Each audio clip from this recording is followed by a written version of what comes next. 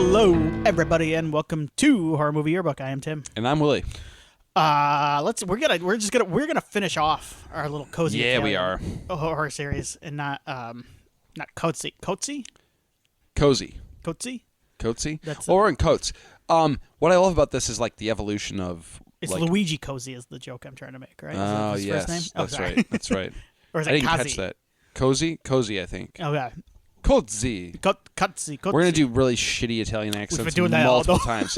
I'm sorry. If this is your first episode of the series, that has been 50% of our episode. I apologize. It might get worse tonight. Yes, because we're going to be saying Demoni. Yeah. So, I love the evolution of what we've been wearing since we started this project. Yeah. Because we started this in September. And we are now in November.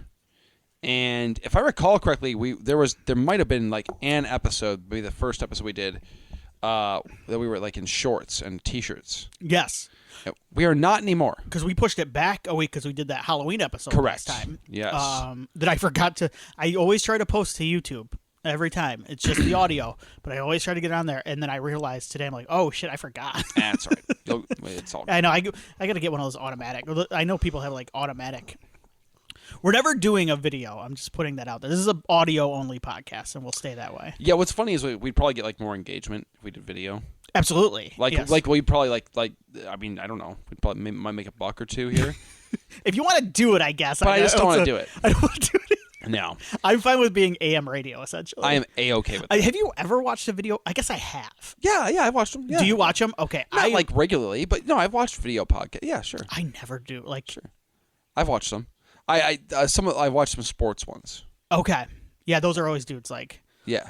Yeah, you know what? The one that I watch. I do watch some sports. It's weird. The ones I watch are sports ones, but I don't watch them. I just throw them on YouTube and I kind of let them. Well, I don't watch it. Like, I'm not like sitting there like, oh my God, I can't wait to see what facial expression he makes. But I will watch it on YouTube and it has video. Interesting. Okay. I just listen to the audio while I'm driving or whatever. Gotcha. Okay. Does that make sense? Anyway. I'm going down a rabbit hole that I think we have. So this is the final entry in our cozy Italian horror fall.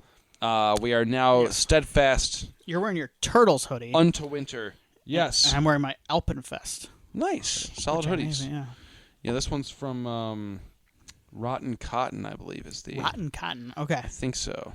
Yeah. Yeah. I like it. It's comfortable. This podcast loves a good hoodie. Yeah. It's a nice zip-up. I'm a big zip-up guy. You're a pullover guy most of the time, right? I like zip-ups better. Okay. But I like the pockets on a pullover because they go all the way through. Yeah, these are the separate, obviously. You can't do that with a... These are darn close, man. The bummer is I picked up a pretty cool a Halloween Horror Nights one when I went a couple months ago. Gutter Garbs. Sorry. Gutter Garbs. Not Rotten Cotton. Gutter Garbs. So I picked it up, and I love the hoodie. The problem is not only are the pockets like half pockets, like because it's a zip-up, they're very shallow. So I can't put anything I hate those. Yeah, I hate that too. I need a good deep pocket. My whole hand needs to be in there. Yep.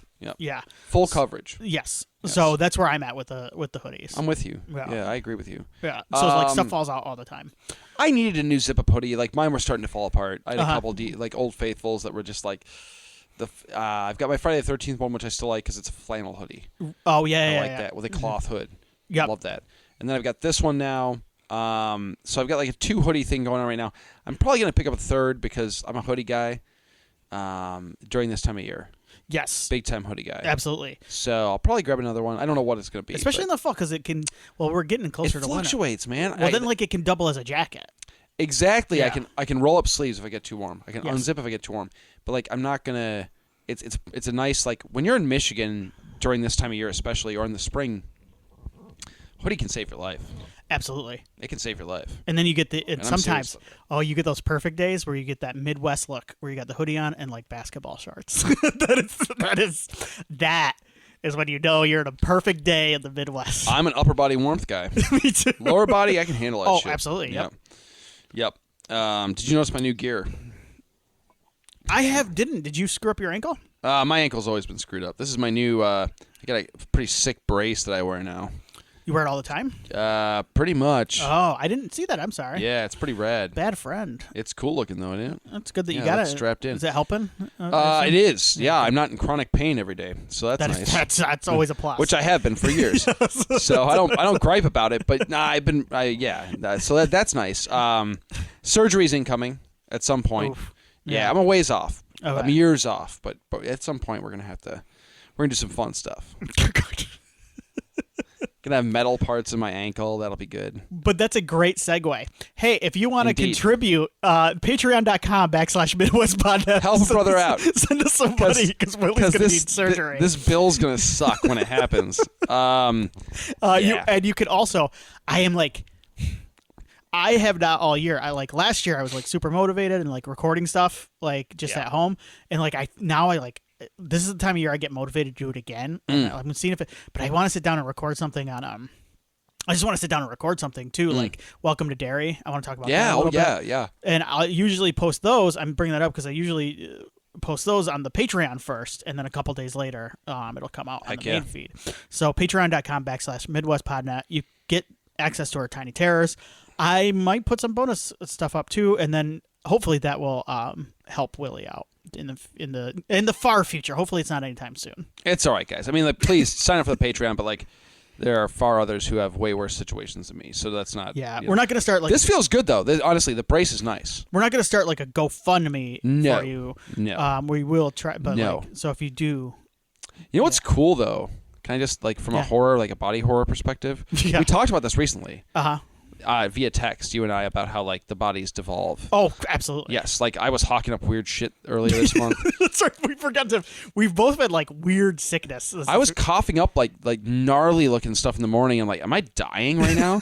And it turns out that years of smoking mixed with seasonal allergies are not a good combination. And then I'm pretty sure I had hand, foot, mouth. You can still kind of see the spots. Yeah, you had some stuff going on. And you just get red blisters all over your hand. I still have. We were both a mess. I think that one's going to be a scar. I think my hand's just dry. Look at this thing. Jesus. This podcast has always been. You can trace back how I'm sure we're full of youth and vigor 10 years ago when we started this, and now we are 10 years ago.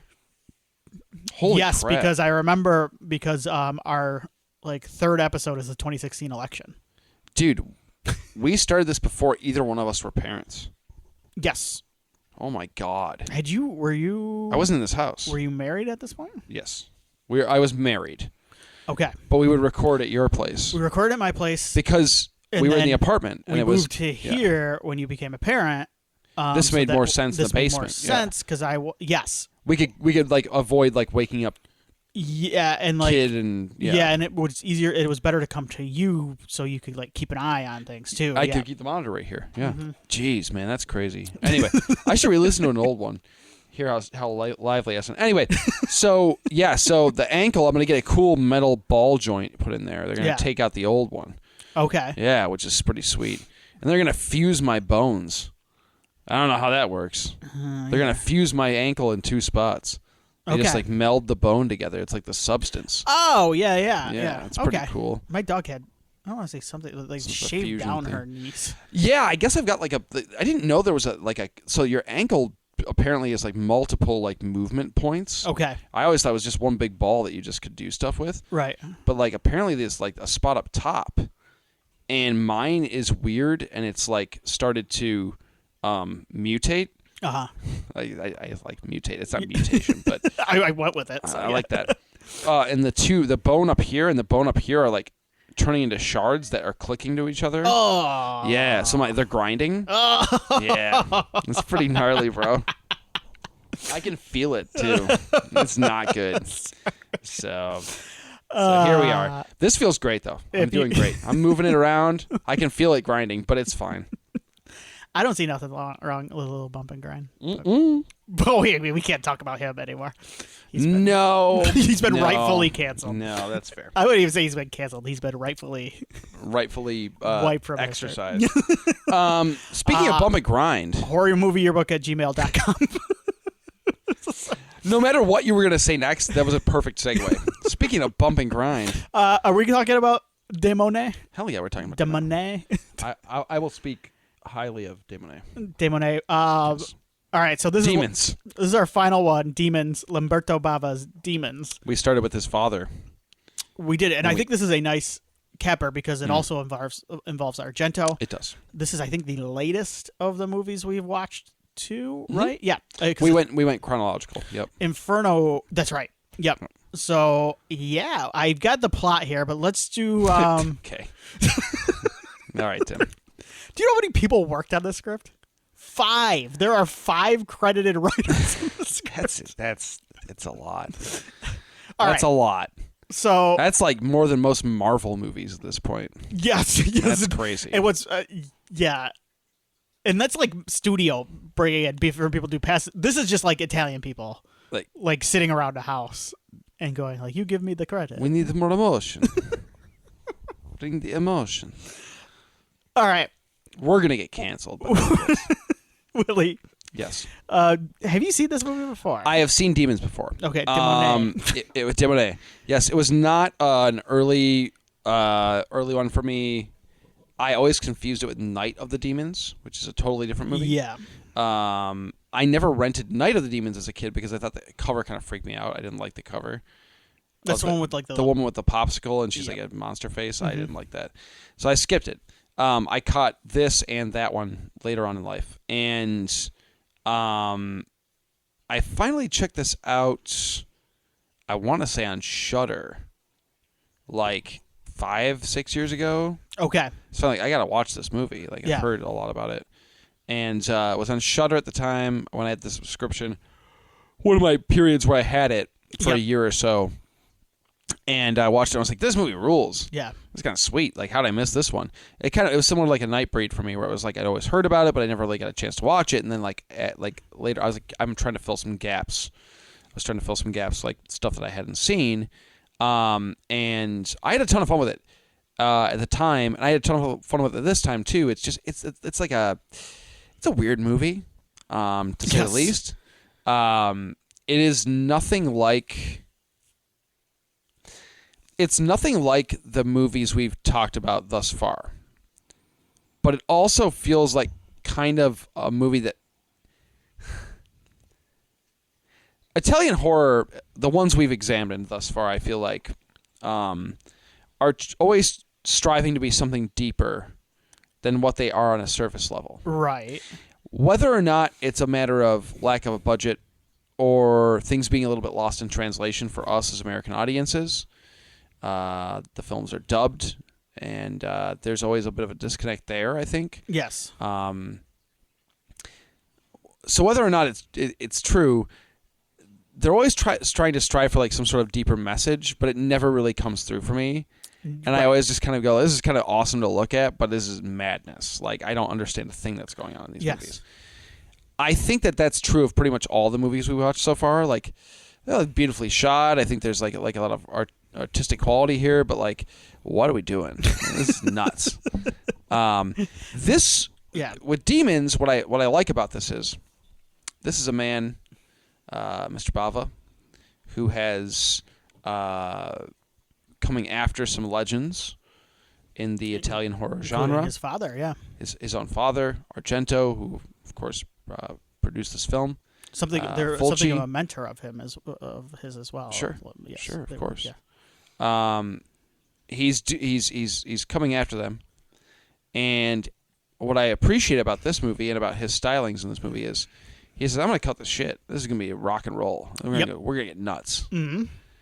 And he doesn't try to do anything like there is nothing deeper about this movie beyond you're going to have a good time. Yeah. And just like we're going to get crazy and do wacky stuff with monsters and cool practical effects. And I'm going to light it in really cool ways and do all that like artistic like filmmaking stuff. But I'm not going to try it. Despite the 5 writers, I'm not going to try and give you some sort of deeper message about the peril of man or something. Like, it's just, no, this is like there's demons in a theater. And it's a motorcycle. And I think I think I'll dive into that later, but just to build on what you're saying, I actually think by doing that, there's an element to where like it actually feels like it is saying something, like almost like a fuck you at the time, you know what I mean? Especially around this time, and we'll go into that later, but like it feels like by doing that there is like a punk rock element. It's almost counterculture-y. Yes. Yeah. And I'm not familiar with the Italian culture like throughout any course of history, really. Yeah. So like I can only assume, but yeah, it feels like the young buck going like, F you. Yep. Yeah, for sure. For sure. How about you? When did you see this movie originally? This actually I had not seen until Joe Bob Briggs came back. That's when on Shudder, and that original marathon.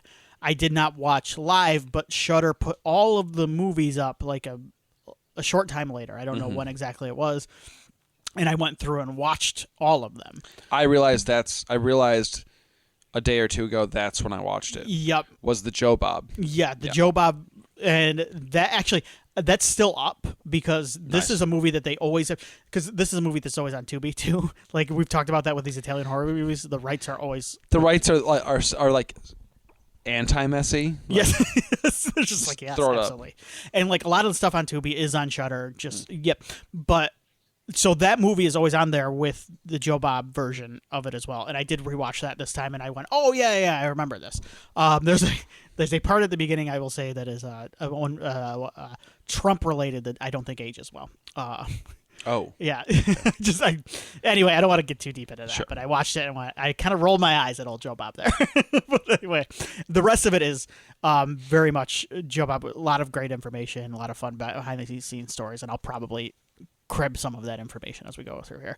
I love this movie. This is my favorite of the movies done in this series. This might be one of my favorite Italian horror movies that I've seen. This is right up my alley. This is the kind of... So, like, all of the movies we've watched, and I find this with Italian horror a lot of the time, is, like, there are sequences that drag for me. There's a lot of padding. Zombie, which is a series I think we will touch on later too. Oh boy, gotta pull up the wiki. There's like, there is that Inferno definitely, and then remember what was the first one we did? Bay of Blood. Yes. There's like that whole sequence where I'm like, why is this in the movie right now? Yes. Anyway, there are sequences that drag for me, but this thing moves. It's so much fun. As you mentioned, I've never thought. I'm not one of those people who thinks that every movie needs to have a message. Sure. In fact, sometimes I think modern movies, I've went on this rant before, modern movies get too caught up in the message a lot of the time. I agree. And yeah. I think you can glean your own message from a movie like this if you want. Mm-hmm. And I don't think this movie is really trying to say anything. What's the message, Tim? But by doing so, we can talk about one Miss Tipper Gore later. Because I do think like there's some meta stuff in here, but it's not like that's the thing is like the violence in cinema thing is a little bit of it's there a little bit, but it's almost like they're saying like, yeah, fuck you, it isn't here. Yeah, what are you gonna do about it? This movie is causing it. Yeah, what are you gonna do about it? So I love that element about it because I don't believe a movie has to say something is what I'm trying to say to be entertaining. I think a movie should actually be. I think you should focus on making a movie entertaining first. That other stuff will come along with it, and you can pepper that stuff in too. Don't get me wrong. I'm not anti-message in a movie. Believe me. Carpenter's the king of this. Romero too. Yep. Like you can have both, and but what I'm trying to say is sometimes a movie like this is just good rock and roll fun. I love these kinds of movies. They're underrated. Yes. Night of the Creeps is one. Yep. I think about that. Like those two, it's a nice double feature. I feel like this is a good party watch. This is good, throw it on. Yes. And as I get older, I am not, and this may be part of the reason why I don't love. I've always liked movies more than TV. Is like I'm not a plot person. I'm more of a vibes guy. And nice. This movie is all vibes. It's all vibes, dude. There is something to. We were joking about like. It's about the feelings. It's about the emotions. But, like, there's something to that. Like, I go to a movie. To feel. To see something like this. Yes. Sure. To feel. To be scared. To have fun. To laugh. The feel can be fun. That's fine. To get grossed out. I was grossed out I was eating. This is not a good eating movie. When the zit explodes and the pus comes out. You know what I was eating when I was watching this? Oh, no. A buffalo chicken salad. And if you mix the buffalo sauce with the ranch... That's not good. I was eating... Exactly I know what I was eating when I was watching. Also not good. So my wife made this delightful... They're bowls. It was a chicken, like a baked chicken, bacon, broccoli, little cheese, little ranch... and some rice. Makes it delicious. Yeah, sounds good. Yeah. Like a chicken bacon ranch bowl thing. But again, the consistency when I was watching this, I was just like, ugh. I paused it and I was like, I gotta watch something else while I was eating. Yeah. I almost did shut it down, and then I went, no, I'll be okay. I can do it. I'm proud of you. I did not. But I was grossed out. But that's okay. Yeah. I like that. A lot of fun. Like I said, this is my favorite of the movies we've covered so far. I do want to give a little bit of background on Lamberto Bava before we get into this. He, of course, is the son of Mario Bava. He was his assistant. He began his career in 1965 as an assistant on Planet of the Vampires. He worked with he was kind of like an apprentice with his father for a while.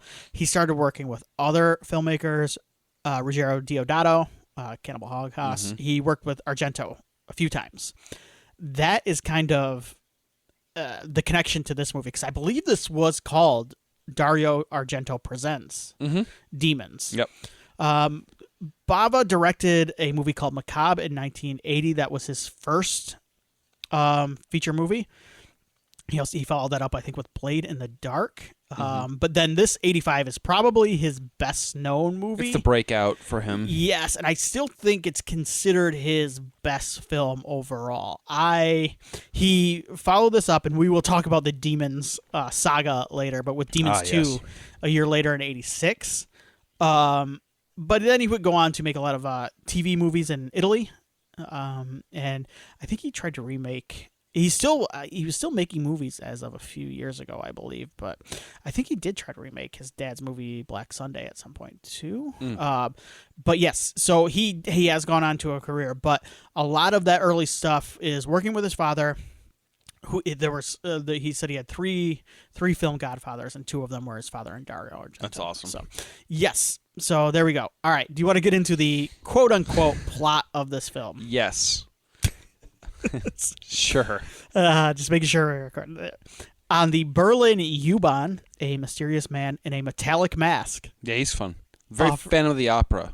That is Michel Soavi, the director of Cemetary Man. And I believe he... Oh, yes. He directed the film within a film in this movie. That's right. Yep. That's right. He would go... And he did The Church, which we'll also talk about later, right? Yep. Yes. So, a mysterious man in a metallic mask offers university student Cheryl 2 tickets to a free screening at the Metropole, an isolated and recently renovated local cinema. Well, you're more of a video game player than I am. I came across a piece of IMDb trivia that said that the Metropole was featured in a Silent Hill game, the first Silent Hill game, I believe. I never got super into the Silent Hill games, okay. So I didn't know if you recalled that or not. I don't remember that, but I'll take him for the word. Yeah, sure. Okay. I could see that being kind of like a... What's fun about Japanese developers with video games is like they really like... There's such a fun bit of like Western influence on certain things. Like I could see them throwing that in there. What's funny about in the Silent Hill series, I'm playing the Silent Hill 2 remake. Yes. And I have been for like 2 months, but it's because I don't have a lot of time. But I play like a couple hours every week, and I'm getting kind of more into it. I'm kind of into it. But what's fun about Silent Hill compared to these Italian horror movies, it's very similar in that I don't think Silent Hill 2 is plot heavy. It's more just like, oh, it's kind of creepy and foggy. Yeah, it's vibes. Mm-hmm. You're in this creepy place. Hey, there's a pyramid head guy like walking around. Like there's a plot to it, and I'm sure I'm probably. And again, there's deeper meaning behind what's happening. Yes, but like the fun is the vibes. Like it's just kind of a creepy town that you're just kind of walking around in, hitting things with pipes and. Yes. Yeah. So okay, here we go. Cheryl talks her friend Kathy into going with her. At the theater, they meet 2 preppy college boys, George and Ken. Other attendees of the screening include a blind man, Yes. And his guide niece. Okay, so that's okay. That clears some things up. So they're not a couple. She's just like there to help him, and she's kind of like skirting away from her responsibilities to be with this other gentleman. I thought it was his wife, and I was like, "This sucks. This poor bastard." Like, so them, a married couple, a boyfriend and a girlfriend, a pimp named Tony with his 2 prostitutes. All right, that's the end. Tony's of the my man. All right, Tony rules. Who's your favorite of these characters? Tony, 100%. He's great. He's hilarious. Why is he there? I have no idea. He's angry the whole time. Yeah, he doesn't seem like he wants to be there. The ladies don't seem like they want to be there. Like they want to be working. Yeah, I assume they need. He should want them to be working, right? Like, so I guess the idea is like maybe he wants to be seen out with these 2 ladies in the night. Maybe he thinks he can drum up some business. Maybe he just likes the feeling of being like 2 ladies, like a lady. Wants on to up each his street cred. Oh yeah, lady on each arm. But like they're going to this movie, like this horror movie with like they don't even know it's a horror movie. They're blindly going to a movie. That's also weird. Because even like the lead, she's like, "Oh, I knew it was going to be a horror movie. Of course." Like they didn't have no idea what they're going into. Would you ever just go to the movie theater and just like blindly go into a movie? When a guy handed me a ticket. Oh, that's right. Yeah. I might. Sorry. I don't know. When I remember that, it changed now. Things for me. If a guy in a yeah, you know what? If a guy in a Cool Metal Mask came in my 20s and was like, "Come see this," silently hand, I'd be like, "Fuck yeah." Never mind. What's the worst? I'll leave. Okay, so sucks. he handed. Okay, so to back up, he did find the pimp on the street, and we don't see that, but he handed one him. Can assume him and his. Oh well, maybe just him. Yeah, here's 3. Do you think he approached? Well, I mean, the lead, she goes like, "Can I have an extra for my friend?" And he's happy to oblige. Absolutely. Yeah, it's more souls for the demons, for the Demoni. So, okay, so I like them. Now we touched a little bit about the guide. Okay, the guide it's coming up later, but I don't think the Wikipedia plot summary I have will cover it. It's my favorite part. I laughed so loud. What is her name? Liz. So the blind guy, she's loudly narrating the entire movie. Yeah, because he's blind. They didn't have the screenings for. If you were blind and someone came up and handed it, this is very irresponsible of that guy. Did Liz want to go? Well, I would imagine. Okay, so we see her at some point during the movie. She's narrating the movie, and all of a sudden she apparently disappears, and she's making out in the back of the theater. Some dude. I think the back of the theater with some guy. We don't know who this guy is. We have not been introduced to him. There's no prior. context. You never learn who he is. There's no. It's a stranger she saw at the movie theater and said she's hot. Now, I'm going to be honest with you. I'm not going to say this gentleman is unattractive, but like when you look at this guy, you kind of like thinking back on it, and like her, I'm like, what made her like look at this guy? I'm gonna and like say like I'm gonna start making out and like business. Yeah. This is like high school makeout too. Like this is like full on tongue. It's a lot. It's a lot. Like this is. I'm just sure that like this guy is not like. I mean, who's like a hot male actor?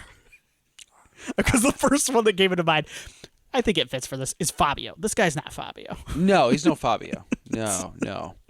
So like no. So maybe she does know him. She's into it.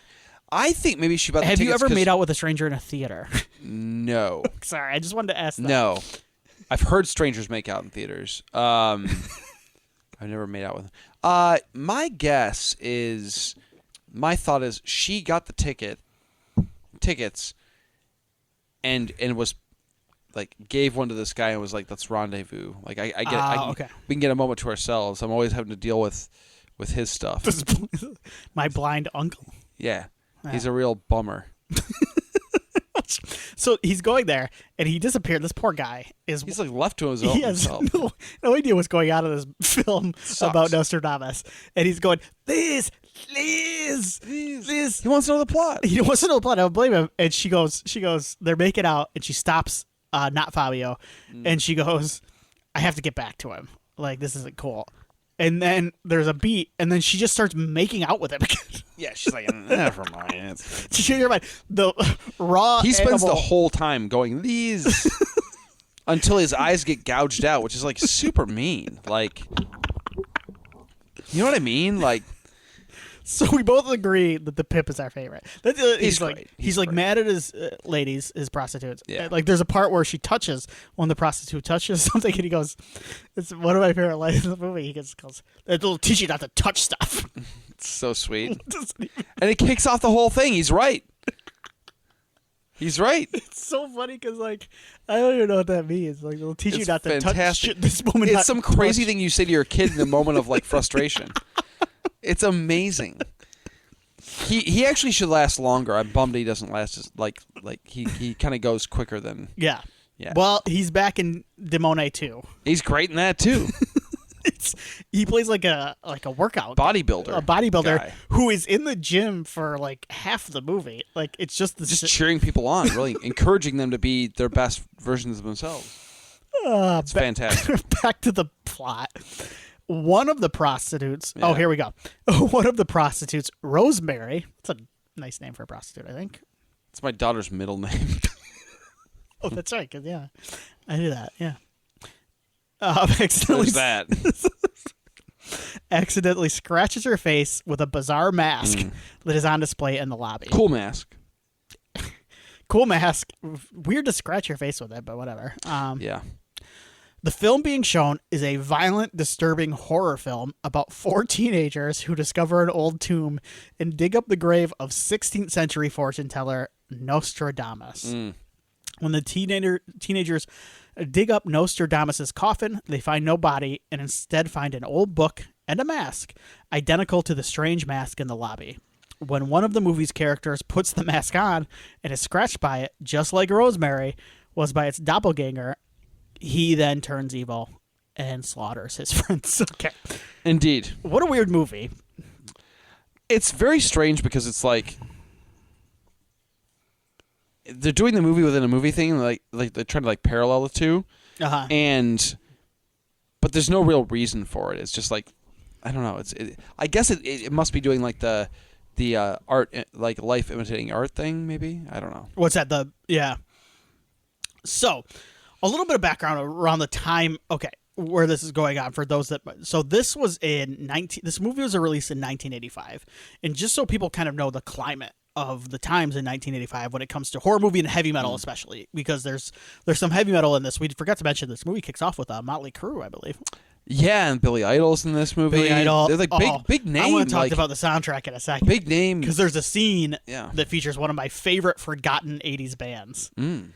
Anyway, so this would have been around the time, 1985, that Tipper Gore, Al Gore, wife of Al Gore, but she was also the founding member of the Washington Wives, the Parents Music Resource Center. She was a real bummer. They were God, I don't even know if this isn't even a thing anymore either. Like this is how old we are. But when we were younger, you go to the store, you buy a CD, the parental advisory sticker was slapped on it. I'm sure people have seen that at least, the parental advisory sticker. Yeah, it's very iconic. That meant that there was swearing or sexual graphic language, graphic. Yep. That also meant, and this is where it backfires, that when you were a kid, like, that's the CD I want. That was what got me into, like, that's a big reason why, like, hip hop and gangster rap, like, broke into, like white boy me and white boys in like northern Michigan. Yeah, because we were like, that's the good stuff. That's the good stuff. Well, that's why I bought metal albums. You know, Yep. I mean, that was like this has got to be good. Yep. Yeah. So they were like, they believed, like, they created a list of like 15 objectionable songs. And it wasn't just like metal. Prince was on there. I think Darling Nikki was the big one. Yeah, that's a risque song. Yeah. Yes. And then there was a big Senate hearing in 1985. Twisted Sister's Dee Snider took the stand. That's kind of the one I remember. That's right. And they defended, but also John Denver was on there too. Hell yeah, John. But they defended their right against, defended their music against with the First Amendment. So there was also a high-profile case in 1985 with Judas Priest being sued because the family of a young person who committed suicide believed that their messages were responsible for it. And it was a big argument at the time. And essentially, what it boils down to is horror and heavy metal took a lot of the blame. Yeah. So that's where this movie was released during. And what I kind of mentioned up front is I don't think this movie is like really commenting on that. It wouldn't have been because it would have gone into production and written before this even happened. But it is kind of like, it does feel like kind of a punk rock fuck you to that, which is like, yeah, what are you going to do about it? Like, these are horror movies. This movie here, it's directly causing these, it's mirroring what people, and it's almost saying like it's mirroring what people have done anyway. So I kind of love it for that. That's cool. But I also don't think it's on purpose. It might be, but like I don't think it's like a priority of the filmmakers to do. You know what I'm saying? Like that's not the that's not the goal. Dario Argento would tell you it would. Oh, of course. Argento would say yes, and that was all me. Yeah, this was a silly movie before I got involved. And now. No, but I actually think Lamberto Bava, it's probably just like, he was probably just trying to make a... Well, the guy grew up on and in horror films. Mm-hmm. You know what I mean? Like that was his childhood. So yes. And he turned out to be a successful, in his own right, filmmaker. Yes. So like there was probably an element of him that says like, screw, like that is kind of a fuck you. Like, I mean, I like didn't ruin my life. Like quit, you know. Yep. So the other thing I just real quick wanted to touch on is Nostradamus. Like when I was a kid, was like hot. Like Nostradamus. Like I remember kids talking about Nostradamus. Like, oh, he's predicting everything. I think like Bone Thugs was like super. Like they would drop like hints in Nostradamus. They were into stuff like that. Yeah. Bone Thugs and Harmony. Really dating myself on this episode, but now you don't hear a lot about Nostradamus anymore, do you? Nah, he's passé now. Yeah, he's kind of old news, isn't he? People are into like the weird. TikTok, apocalypse predictions. You know? What's that? Well, we don't do Nostradamus anymore. Yeah. We do like TikTok predictions. Everybody wants to be Nostradamus. Yeah, now. They're like, I'm gonna hop my TikTok and say like, hey, like 9 days from today, some stuff's going down. That's right. Yeah, and so if you're right, Nostradamus. Yeah. They're all wrong. Yes. But if one of them like hits a little bit, they can be like, hey, he kind of feels like follow me for more tips. Nostradamus kind of feels like when the X-Files came out, like it was super like it was kind of fun conspiracies. Yeah, now it's like icky. You're like, oh, people actually believe this. Like it's like oh Nostradamus, you're fun. Like, you're kind of cool. Yes. Wouldn't it be neat if that happened? But then like now it's just. I had buddies that were like super into Nostradamus's predictions. They're like, yeah, it is coming, but like they never went crazy about it. No, now they do. While with her scratch still bleeding, Rosemary goes to the bathroom where she transforms into a bloodthirsty, red-eyed demon, similar to the one in the film. Yeah, this is the pus. She does. The pimple popping thing. She attacks her friend Gina, who then transforms into a demon in front of the rest of the cinema course. The group of uninfected people races to the exits, only to find that they've been bricked up, making escape impossible. Although they attempt to barricade themselves in the balcony, many are attacked and infected by the demons. One of the demons escapes into the city, where 4 punks break into the building through a back entrance. The punks are soon transformed. The punks are fun because you spend so much time going, what are we doing with these people? All right. We got to backtrack a little because Wikipedia. No, you're fine. There's not a lot. In fairness, there's not like some sort of like massive like breakdown. But like the punks are fun. Because the punks, you're following them off and on kind of throughout. They're like joyriding through the city. Yeah. And you kind of like, you know that at some point the two have to kind of intersect, right? Like the theater stuff. You would think, yeah. And the punks. But like there's no guarantee because we're talking about Italian horror. Like this could be a totally separate, you know. Yes. And you get some Keystone Cops moments, which is kind of fun. That's kind of a staple of horror in general. And then, of course, the punks wind up leading into the finale of the movie because they cause the demon scourge to spread throughout the city. So it all works out. But this is where we get some Billy Idol. We get some cocaine. We get some cleavage.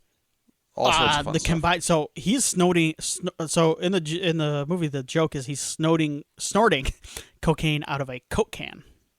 That's right.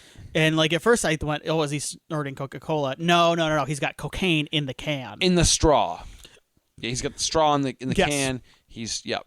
And he spills it, and it goes onto a woman's breasts in the back seat, and they have to clean it all up.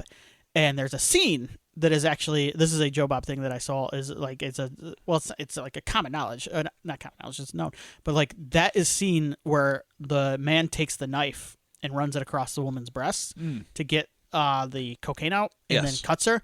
That scene was never shown even on cable. Like they cut that scene out because it was so. And honestly, I was watching that going like, oh, this is pretty.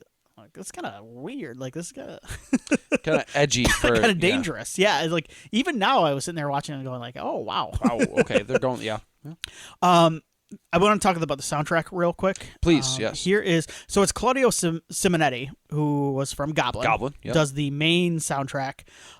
Killer score. It's really good. Yeah. Yes.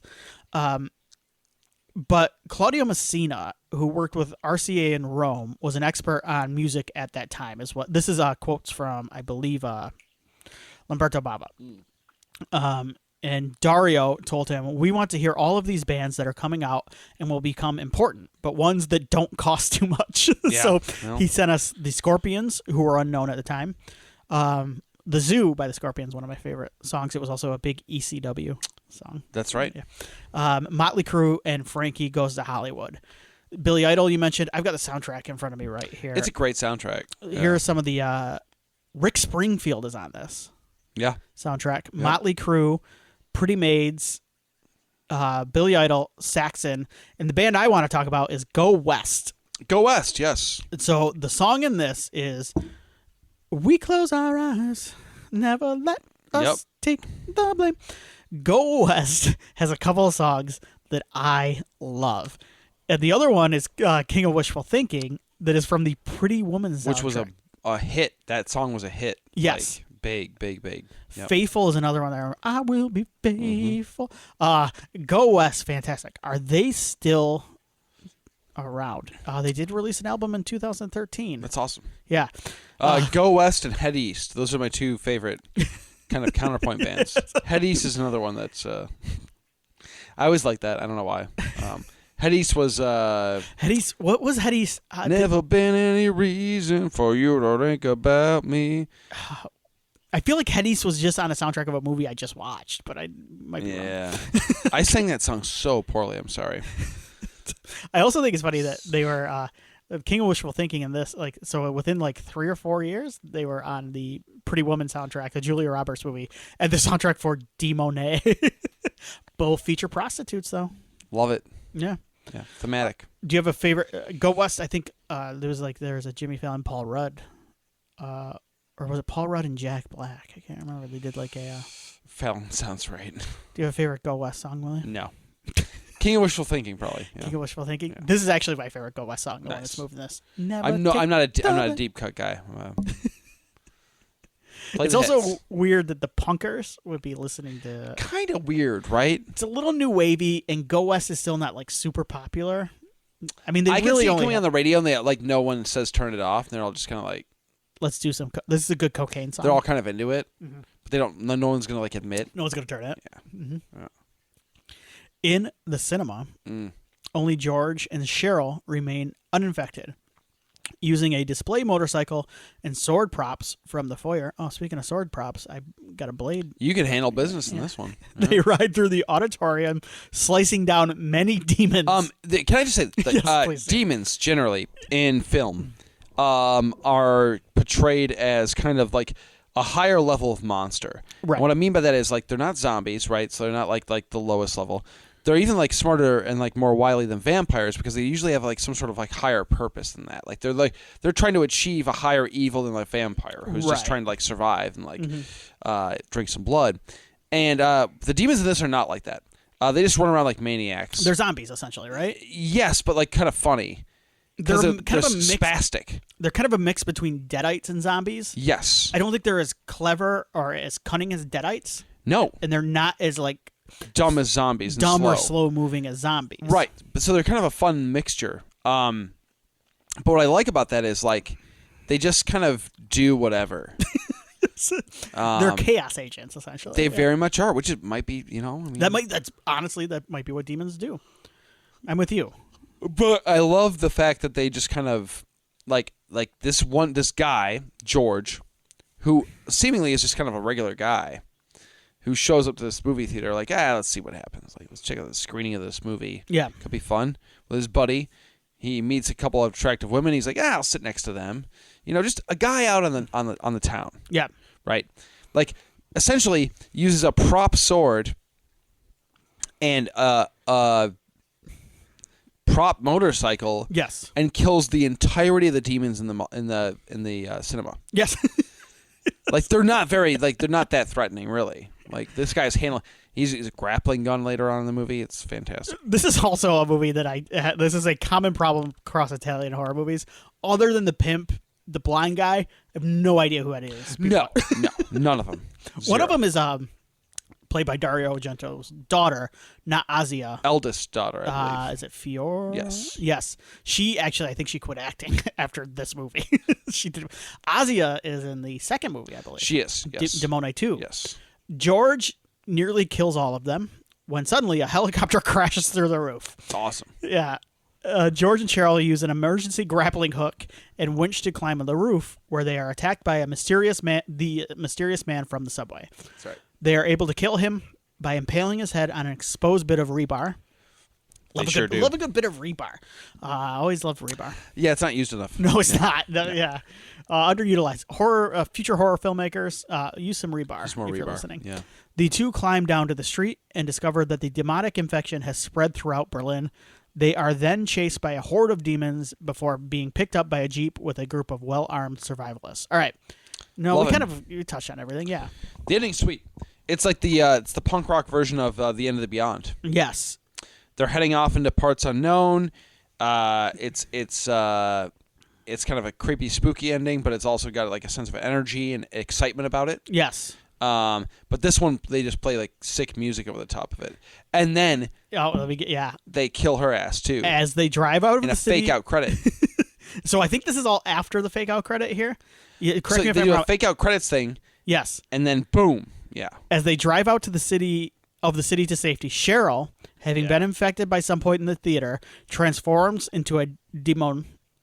Before she can harm George, one of the Jeep survivors shoots her with a shotgun, killing her. As Cheryl's body collapses into the roadway, George, now the sole survivor of the cinema, and the group drive out of the city. It rules. To an unknown future. Yeah, I kind of love that. It's so sweet. That's got to be one of the first like fake out endings, right? I can't remember seeing a movie that like chronologically comes earlier than this, where they start scrolling the credits. Yeah, and it stops. And that's the other thing. It starts. It's crazy. It's awesome. No, this does roll. It rolls because then like it goes out like it's not even just like a quick scene. Like it's a whole separate sequence. Scene. Yes. Yeah. I love the fake out edit. Yeah, it's such a weird. It's odd. It's fun. It even works now in the age of post credit shit. Yes, like, it does. Yeah, because it's not setting up a sequel. Really, it's just there to a weird little tag. Yeah. So that's the ending of the movie. All right. So I want to talk about the sequels to this movie. Do you have that list up? I do. I will. Okay. Let's talk about the actual sequel first. Because we both Demons 2. You watched it. I kind of watched it today. Well, I was like, man, like I had so much fun with this thing. Like, and I've seen it before, but it'd been years, and I was like, I think I want to watch Demons 2 because I've never seen it, or Demon 2, and it's a lot of fun. It really is a classic, like, quality sequel in the sense that, like, it takes what the first movie does and just kind of makes it a little bit bigger. Yes. It takes place in a high rise. Yeah. So the setting is a little bigger. The scope is a little bigger. It feels like it has more money. I'm not sure if that's true. It seems that way. I'm thinking about the part where he starts rappelling down the building at the end, and I'm like, oh, that's kind of cool. Yes, George, who is not the same George. Different George. Why all the protagonists of the Demons films are named George, I don't know. Also, his wife's name is Hannah. These movies take place in America, right? Yes. So maybe the Italians just think 90%. Well, it said Berlin for the first one, though. Oh, that's right. So maybe the Italians think German Georges. They're all Georges. I don't know if that's a German name. A common German name. I don't think so. Anyway, yeah. His wife's name is Hannah too, which is funny because there's a Hannah in the first film. who's also not related. But Demons 2. Oh, speaking of, just real quick, in Germany, Demons 2, as before we get on the sequel, this was a tidbit from Joe Bob. Demons 2 actually came out before Demons 1 because it was rushed into production so quickly. Oh my gosh. And they had not gotten Demons 1. That's very strange. So they just we're going to get into the sequels here, but yes, this makes no sense. Anyway. So as far as Demons, the Demoni series. 2. And I watched it. Demoni 2. I do want to call out there is kind of like a Ghoulies demon that was he's so much fun.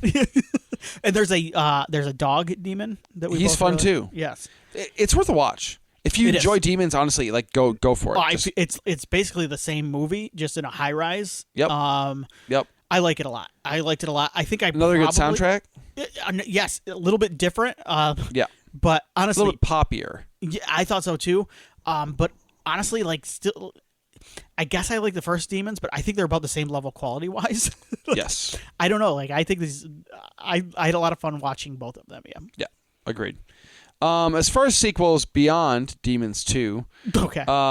There's also multiple Demons 3.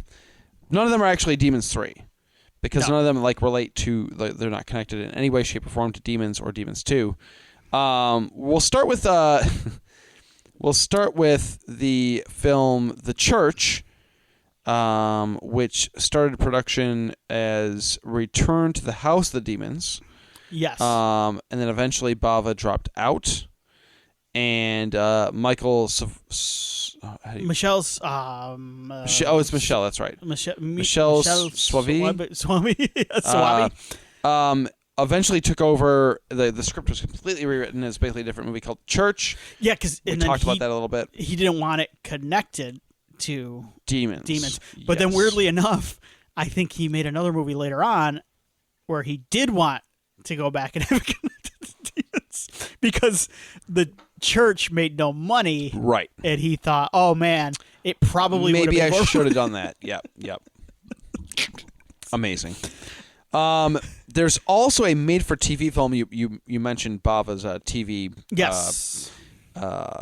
experience called The Ogre that was also released outside of Italy as Demons 3: The Ogre. Again, no relation to demons whatsoever. No, it was it was just about an ogre. Yeah, who kind of looks like a demon, I guess.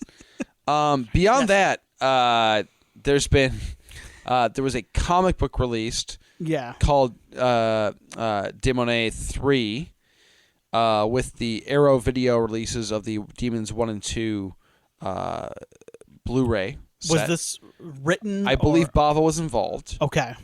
There was also apparently a novel. Okay, we think that. Okay, Wikipedia says there's a novel, right? But you and I both tried to find it. I can't find it. Yes. Yeah. Demons 3 Rebirth. Okay. A novel. It says it was published in 2025, and it serves as a sequel to the Demons film series.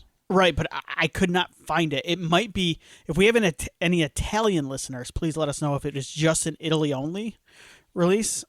We love your people, despite our impressions, but yeah, we're just confused. We are honestly, I'm very confused. I am more confused now than when we started this series with just Italy in general. Yes.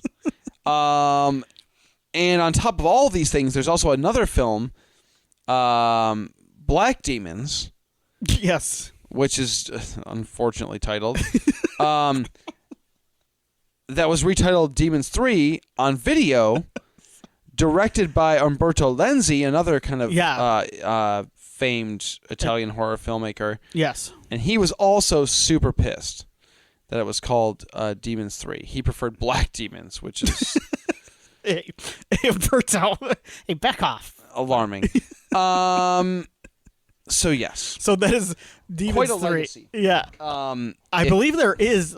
I think there might be Demons 4 and Demon 5 running around there. There could be. If you want to get crazy, look up the zombie franchise. Yeah, we were doing this. We're not going to do this on the air because that's insane. At some point, at one point, I'm going to start recording our walks, especially when it's something like that we went, because we talked about this on a walk. We could do a Tiny Terror on the zombie series. I will one time I'm gonna put my phone out and I'm gonna go, Willie, just go.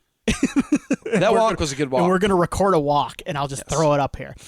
Because it's so much fun. the zombie series is like insane. The Amityville series of Italian horror. Yeah, it's nuts. Well, actually, it's not even Italian. It's Thai, German, Australian, UK.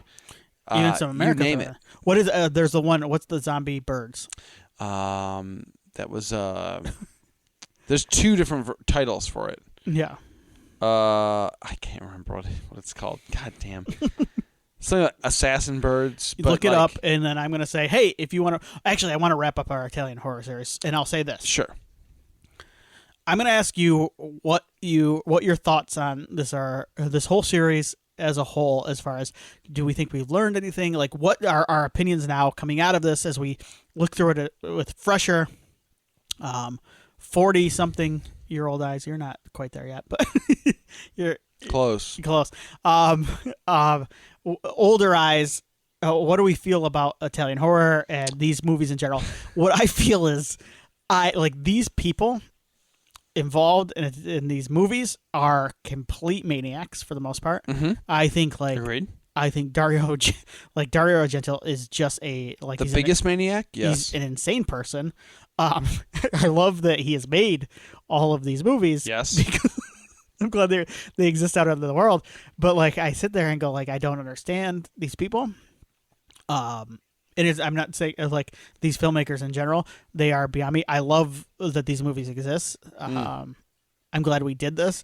I feel like I have learned really nothing from any of these. Mm-hmm. But if you want vibes, Italian horror is for you. Oh, it's all vibes. Yes. And in some ways, it might be if we're going through the different outside of America, it might be now. I used to be a Japanese horror guy when it comes to different countries' horror output. Yes. I used to be a J horror guy, or if you want to open it up, maybe an Asian horror guy. I'm a Korean horror guy. Yeah. As well, so that's tough. That's a tough. But I put in Japanese definitely over French horror for me. Agreed. And probably over Aussie horror. Agreed. Yeah. There's some Aussie horror. I like Aussie action movies. Yeah. But Italian horror, I'm putting it neck and neck now with Japanese horror for me personally. I agree. Yeah. Yeah.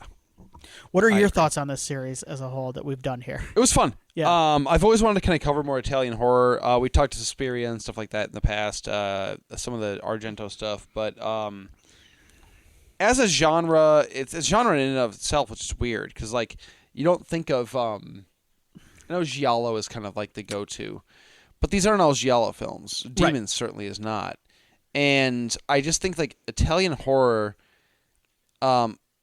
Especially of this, the late 70s, mid to late 70s through the mid to late 80s, it's such a vibe. The whole thing is such a feel that you can't recapture. And it's its own weird, little genre of films, even though they're all kind of doing different things. There's slashers and mysteries and zombie movies and demon movies and all this stuff. They all feel like they're of the same ilk in some ways. Yeah. So in a way, as an American, Italian horror feels like its own subgenre. Right. Even though they're all in their own little genres as well. I'm a big Italian horror guy. I'm not an expert. I'm not going to watch all of the Italian horror. No. I need to be in a certain mood for these films. They pacing wise, they make little to no sense to me most of the time. It's funny though. I was watching a Japanese horror movie the other day, and I went, "Wow, I don't think this is paced for me anymore." Like Japanese horror movies are paced differently, and like it's just different. Yeah, yeah. Anyway, sorry. I'm with you. No, I'm with you. It's a different. I'm thing. so used to honestly. I'm so used to American filmmaking. Yeah, at this point, like it's not the same for me anymore. It's strange. My brain, my ADHD brain is just like, yeah. Anyway, sorry. They're so like boom, boom, boom. But yeah, I had a ton of fun doing these. Yes. It was a fun little series to do. I'm sure we'll talk more Italian horror at some point over the course of the show. But yeah, I hope you guys enjoyed it because it's kind of a different vibe, and like I would hazard a guess that like certainly some of you listeners out there have not seen at least like one of these. These are certainly not like super deep cuts for Italian horror, but I still think there's a lot of people who have not watched a lot of these movies. Right. So hopefully you got some out of it, I guess. Yeah, and as we get like further and further away from a lot of these movies, I think it's important to keep this alive. What is the zombie movie? Did you find it? The zombie birds. Oh yeah. So the original film was an Italian film called Uccelli Assassini. Okay. Which is killing birds. Okay. And it was in Thailand. It was Zombie Flesh Eaters 4. Yes, that's right. Which is there's no zombies in the film. It's just birds, right? It was also just birds. There's also another birds movie that is Zombie 7 Last Rites. Yeah. In Australia. Yes. Which was a film called Night of the Seagulls originally. Night.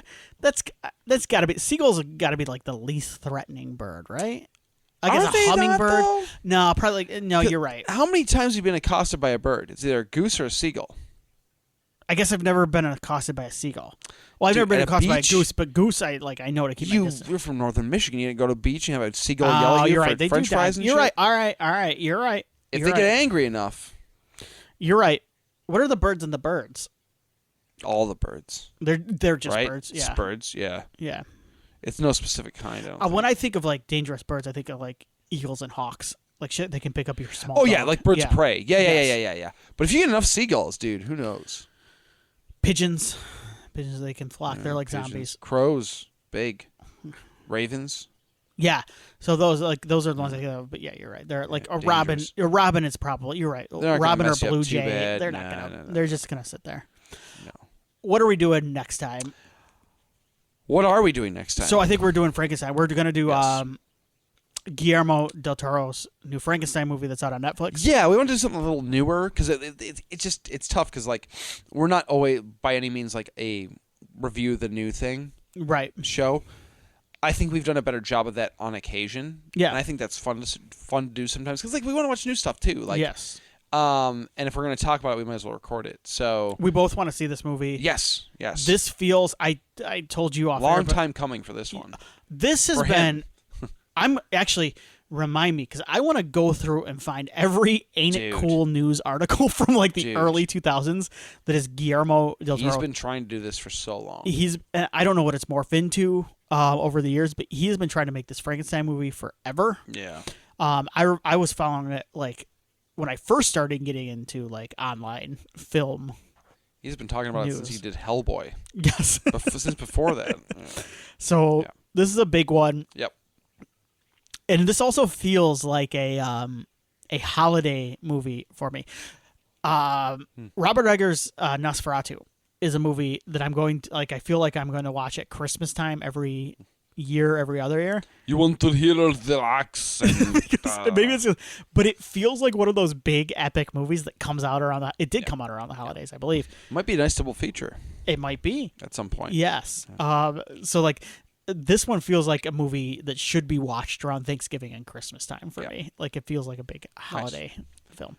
Anyway, thank you everybody for listening, staying with us during this Italian horror journey. And yes, put your sweaters on. Stay safe, stay scared. We'll see you next time. I'm looking.